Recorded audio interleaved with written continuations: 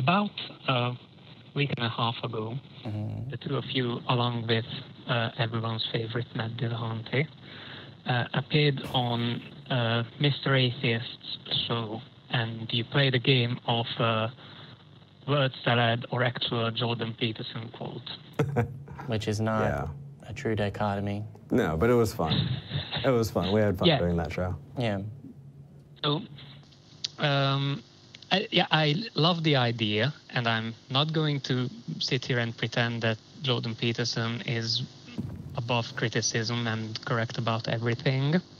That's good. It's a good start. However, I also watched quite a few of his lectures, and I do feel like some of the criticism that was leveled at him by me during probably that show was a little unfair.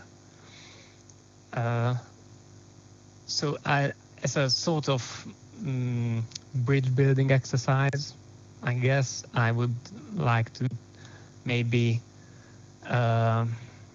explain the context for some of those quotes, because that's very important for a lot of them. Yeah, just to be clear, do you remember specifically what criticism it is you are trying, would like to respond to as unfair? I have a number of quotes here, yes, specific quotes that I'd like to address. Okay. Yeah. So, and just to explain a bit, the reason is because it's very easy to sort of quote mine Jordan Peterson for word salad, because what he does is he starts off with like a bit of legitimate research or fact, and then starts to elaborate on that and abstract up and start using metaphors. And in the end, after about, I don't know, 10, 20 minutes, he'll try to boil it all down to a soundbite. But that soundbite is so loaded with meaning from the previous 10, 20 minutes by that point that, taken out of context, you know, it basically is word salad. Mm-hmm. And I'm not trying to defend him for that. It's just something he does. Mm-hmm. But I feel like the argument that led up to the quote is still, if not correct, at least interesting and good for discussion. Yeah. It's always fun to find a way of disentangling and finding the meaning and trying to find some way of making things that are abstract to the point of nonsense meaningful. He speaks the way that he thinks, I think, is the most simple conclusion, and his thinking is so muddied and foolish that it should be treated the way that it is, as foolish mud, would be my conclusion. However, yeah, let's see what you're... Sorry, you were going to say something, go ahead. I was coming to an end. Also, if anyone's going to complain about being interrupted, it should not be me, just based on Eric. Hi. Hey. So what I was going to say, I can wait until you make your point, Chase, if you want to. Okay, so I thought I'd start with the big one and go straight to metaphysical substrate. That's okay. So the interesting thing about that, the other day I went back and listened to the conversation between Peterson and Matt Dillahunty, and actually the first couple of times he doesn't say metaphysical substrate, he says metaphorical substrate. And that's another thing about Jordan Peterson, I feel, is although he speaks with a lot of emphasis, and he really likes to stress individual words, his word choice is a little clumsy at times.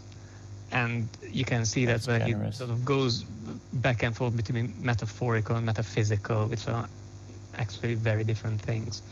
But just to try to quickly go through it. So the metaphorical substrate, what that is, or rather what he means by it. It starts off with... I'll let you believe that he means by it. Yes, I guess. But no, so this is the argument that he presents at more length during his lectures, as far as I can tell. So about 50, 60 years ago, there was a fellow called Jean Piaget, and he was a developmental psychologist, I believe. So he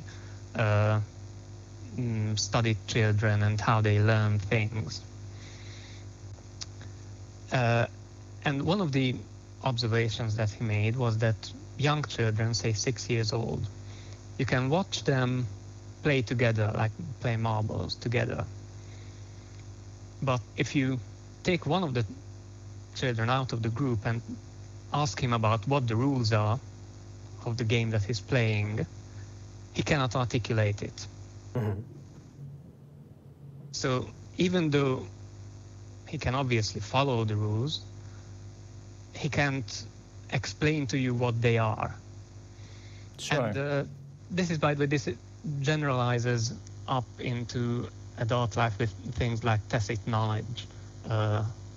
Sorry, this generalizes up to adults with things like what knowledge? Tacit knowledge.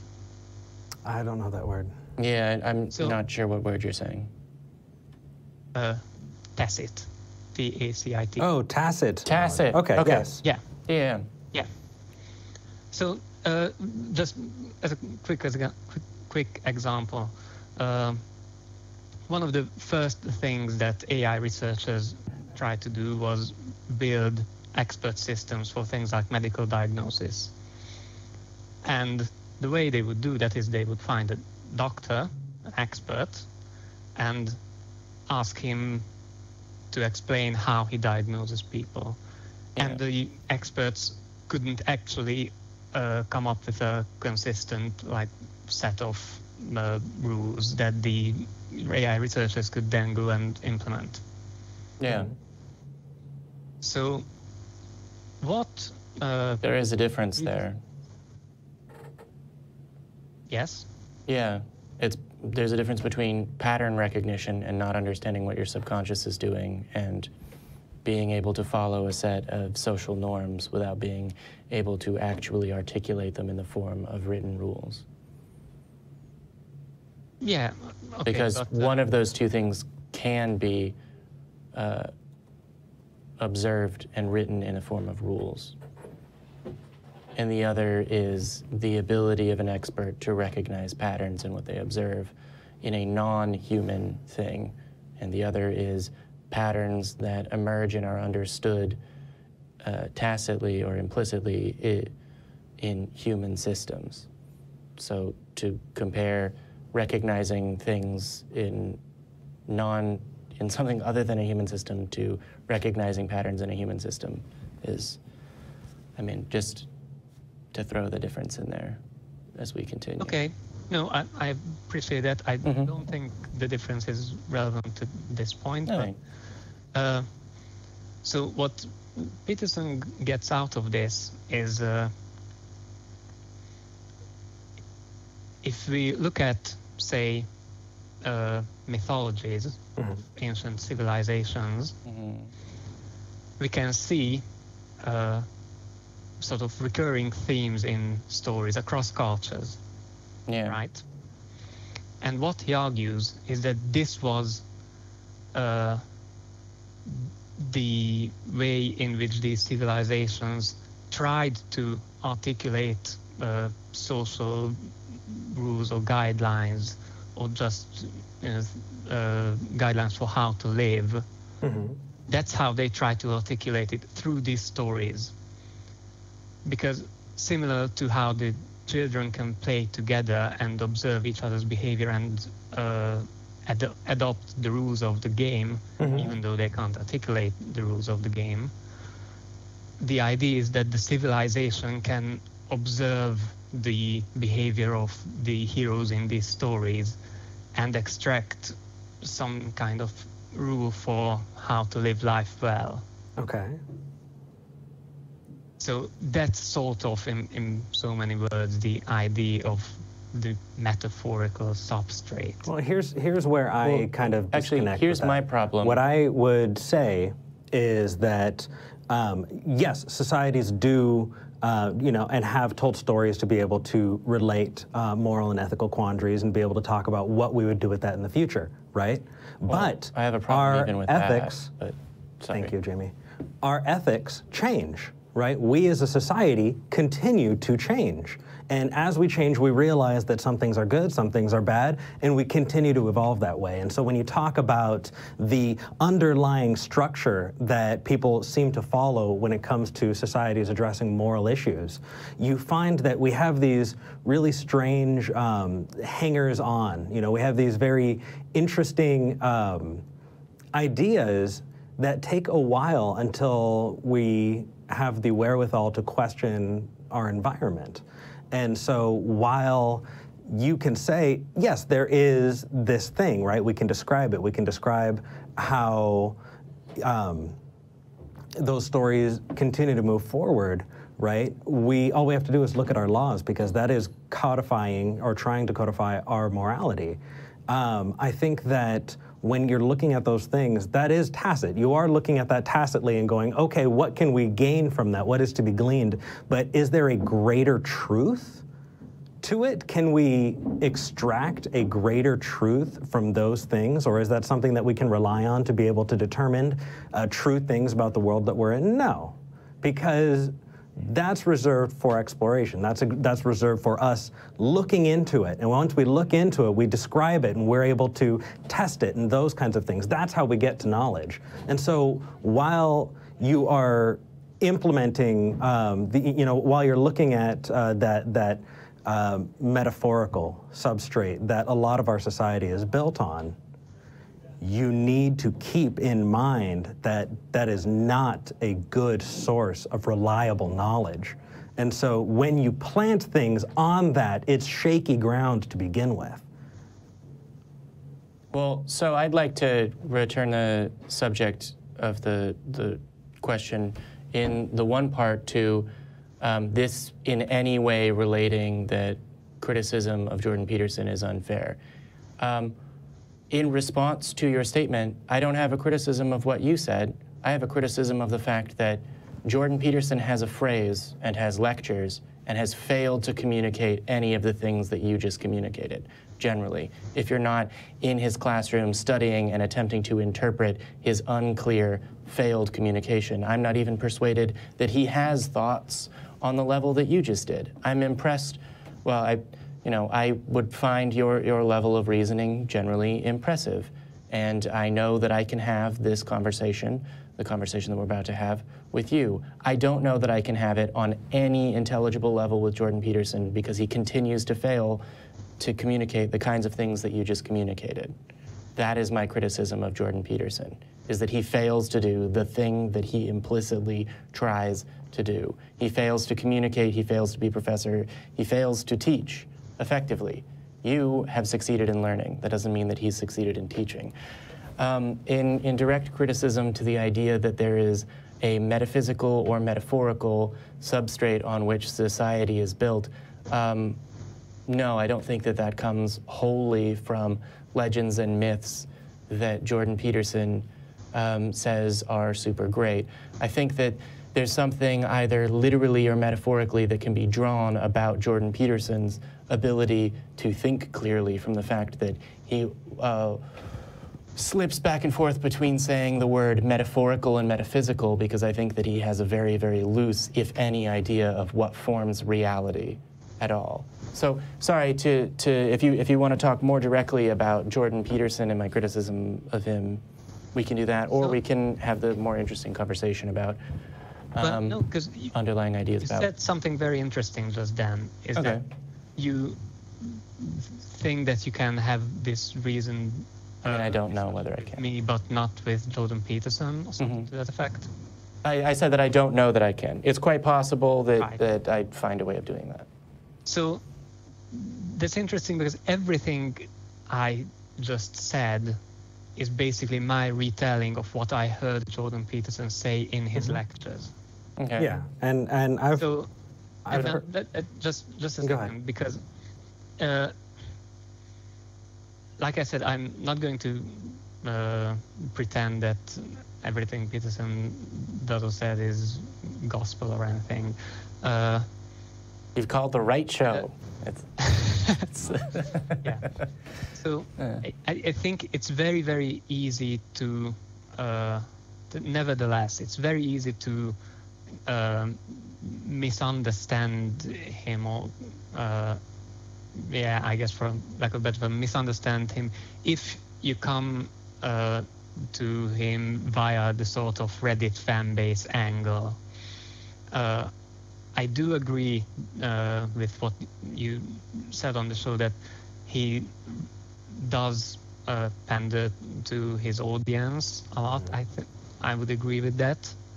I would recommend that if you have the time, you watch his lectures on his YouTube channel from before the whole Bill C-16 thing made him sort of quasi-famous. Why?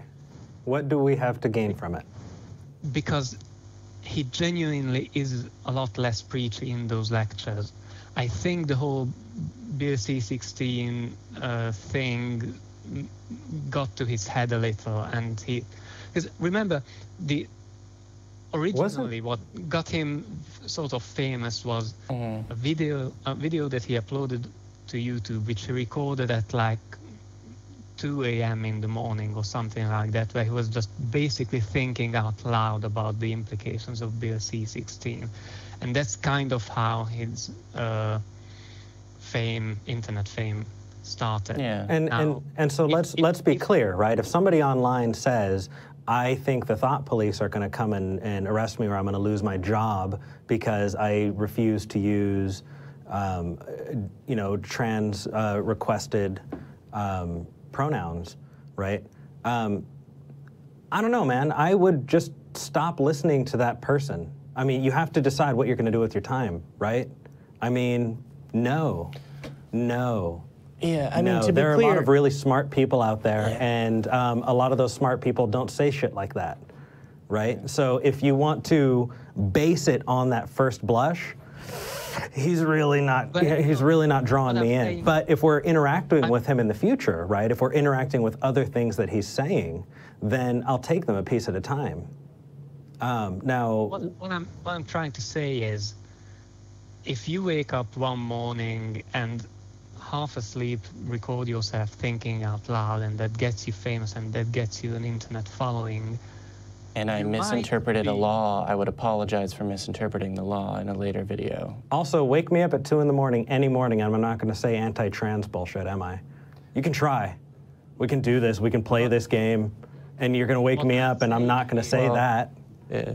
Right? How about you, Jamie? If I wake you up at 2 in the morning, you think you can... You're going to fail to wake me up at 2 in the morning, because usually I'm still awake. Up, yeah. No. So what I'm trying to get at is... Sorry, Chase. That was... If that by some happenstance manages to get you an internet following, you wouldn't be correct for it, but you might believe that basically everything you say is awesome, and you somehow tapped into some great truth. Yeah. Which, again, I totally agree with you that if that's what he thinks, then that's BS. But I'm just trying to point out that I think that's where a sort of transition in his thinking happened. I think if you watch some of his lectures from before that, he's a lot less preachy. He doesn't try to tie everything into postmodern criticism of postmodernism and that sort of stuff. And now, if he wants to call in and talk about those things, we'd be happy to. I mean, I think one thing that I'd like to point out to you, Chase, is Talk Heathen is a format where we will take honest propositions, right? People will come to us, and it doesn't matter how outlandish it is. We're going to try and walk those things through so that people who are watching can see why some of those, propositions are fallacious. Outside of Talk Heathen, we're other people, right? I do have a sense of humor, and when I want to mock a public figure, I'm not going to do that on this show, because this isn't the show for it, right? This show is for honestly giving a good example of what it means to be able to criticize something and what it means to be able to look for good evidence. Outside of that, we were having fun.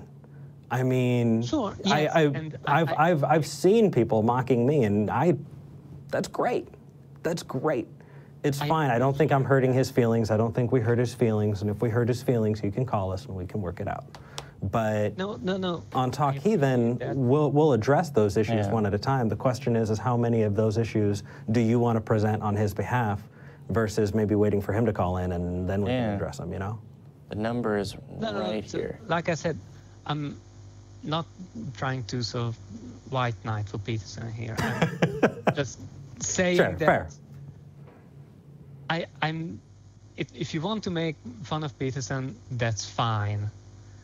But it is kind of low-hanging fruit.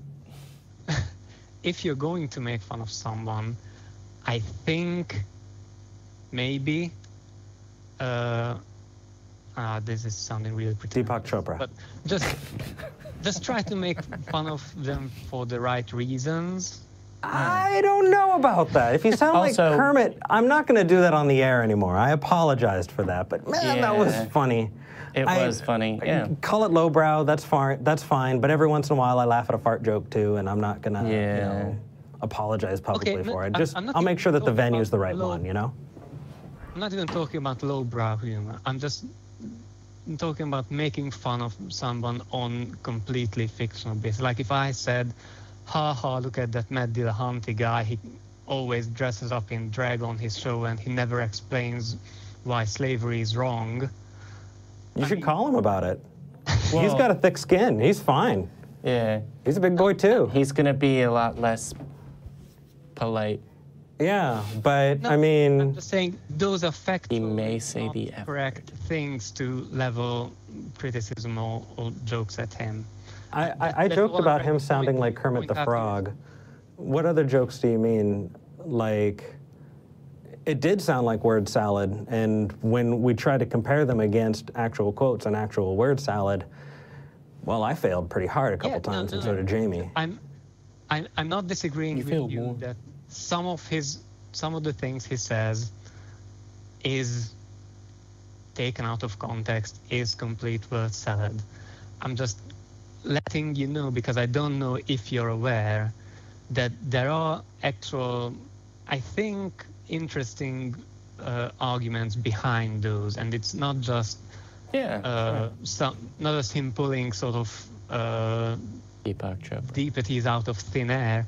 There is, although sometimes it sounds like that, there are interesting arguments worth at least listening to and considering behind those. And you won't find those arguments in like his Reddit Q&A videos or his interviews. Those arguments you'll find in his lectures, and especially, I think, in his earlier lectures. Chase, we have somebody else who wants to hop in on the line and say hi. So if you're okay with that, we're going to bring one more person in on this call. Is that all right? Yes, that's Let's fine. do this. Mr. Atheist, how's it going? Hello, and Chase, hello to you, first of all. I've been listening to your call, and I'm very much very thoughtful about the things that you're saying. So first thing I want to tell you is I don't think there are probably many Jordan Peterson fans who have consumed as many of his lectures as I have. Now, the episode that you are referring to was on my channel. I'm Mr. Atheist. I hosted that game. I've been enjoying reading the comments for people who are taking his philosophical views. It's pretty surprising how hateful they can be, but I'll do whatever comments are fine because they all help the algorithm get to the channel. But what I want to say in response to the things you're saying is ridicule and satire are both extremely valid forms of criticism. And it is the case that unless you package things in a way to reach broader audiences, you won't. And what is important here is you have a man, Jordan Peterson, who is seducing a large number of people who would label themselves as intellectuals and may be so, by taking very simple concepts, speaking definitively to them, and then adding a lot of nonsense afterwards to justify it. But it sounds so good and in a way that anybody with these terrible ideas can attach themselves to it and now have an advanced vocabulary to do so and can articulate it in a more advanced way. But these are harmful things. In regards to the context, we didn't do it every time, but we did talk about the context of the quote as we were going through. But do know where I am, I have to deal with people all the time throwing these arguments at me and telling me how this individual whose views on the trans population haven't evolved at all since he went to school in the 80s, even though that science has evolved. I am hearing them repeat line after line and coming with malice toward people I care very much about. So while you seem like a very nice guy, excuse me if I don't care about any lecture you have to give on why we need to be coming at this a little more sensitive. The man is said to speak very deliberately, and yet all I hear is how deliberate and clear he is, but then he needs a million lines of context for everything he says. Yeah. To be very clear, just to everyone in this four-way, I don't think that Chase was calling in to defend Peterson generally or entirely dismiss our criticism of him. I think he was just calling in to try and get a little bit more nuance. That being said, Chase, Mr. Atheist's comments were still directed at you.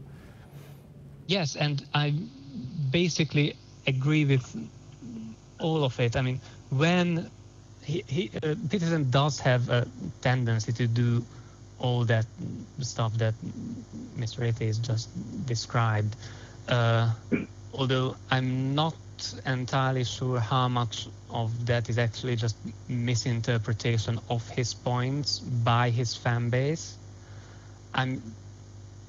There's a certain degree of that going on. Right. So here's what I see, Chase. It could be the case that Peterson is actually a very reasonable guy, and I'm just missing it because I'm getting all the context from his fans. However, what seems simpler in the case is, as I watch him and consume him, he is extremely aware of the audience he is in front of, and he always speaks differently to those audiences. So when he's talking to somebody like H3H3, which is a liberal agnostic guy who has those more liberal points of views, or when he's on a debate stage with Matt Dillahunty, he tries to be agreeable with everyone there. But then when he's in front of people who already agree with some of the stronger statements he's made on, say, trans issues, he doesn't seem to mix words there, and he doesn't mind being more deliberate to the point of dishonesty, because that law that he often refers to has gone under tons of legal analysis, and the way he represents it, as though it is possible you would see legal trouble for misgendering somebody, is not true. It is not trying to mandate pronouns. It is adding a class of people, or it is adding a population of people to a protected class, and he is misrepresenting it, and he became an overnight sensation, and he is just taking that and living off of it. He is, I think, a leech. Now, I do get what it you're has saying made about him a the context butt ton of money. more. Oh yeah. And I will tell you, I am going to be doing more in-depth criticizing specific things he said on my channel. But I'm not going to basically make my channel people attacked me recently for not being neutral about Mormons. I'm an ex-Mormon. I know the crap that they do. I'm not going to be unbiased. I'm going to present with both cases the way I see it and the things that I think are being missed. So while I totally appreciate what you're saying, the channel that can present Jordan Peterson's side for him is his channel, and the thousands of other people who, which, I mean, his fan base is millions, but as far as YouTubers go, a large population of people who agree with him. Those are the guys to go to if you want to see his side. See, that's kind of what I'm saying, is that there's a sort of very binary thinking here. You're either on Peterson's side or you're not.